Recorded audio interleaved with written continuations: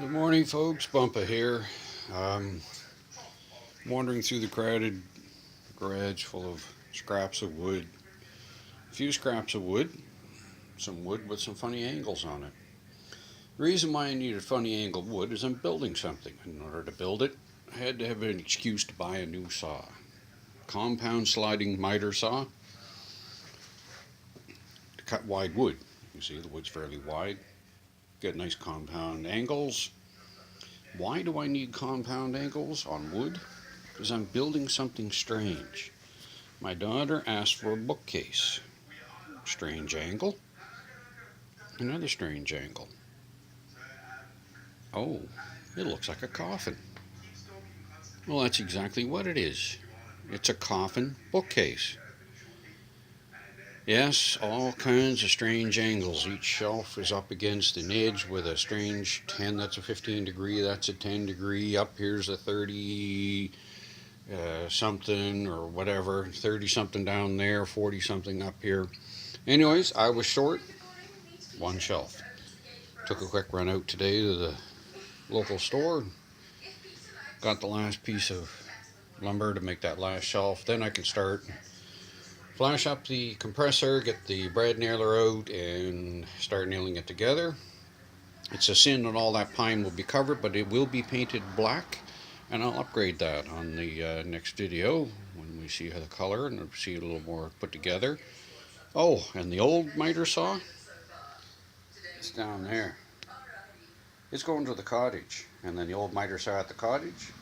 Well, we have a rule here at the house: if something new comes in, it's all over there. Something old has to go out. So the old saw is going out. Whether I'll sell it or whether I'll find a friend or a relative I can just gift it to, I'm not sure. Anyways, we'll post another video on the coffin bookcase as the progress goes on. And bump it back again. As you can see, the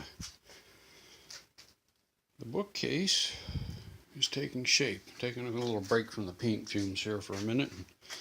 Got the camera and starting to paint it. It's a sin to cover up that beautiful pine, but some of that pine's rough. I didn't buy the best pine, I just bought the stuff that would be good for bookcases. You can buy a bookshelf pine a little cheaper than the rest. Use the flashlight to shine around the shelves afterwards, looking for some of the bigger mistakes. As you can see, it's going to definitely need a second coat. I don't know if you can see that in the lighter here or not, but you can see some areas the pine is soaking it up. So we'll get this coat of paint on and get the second coat of paint. Should take a 2 coats, might be enough. Might have to go back and put a third touch-up coat, but I added a base to it, a pedestal.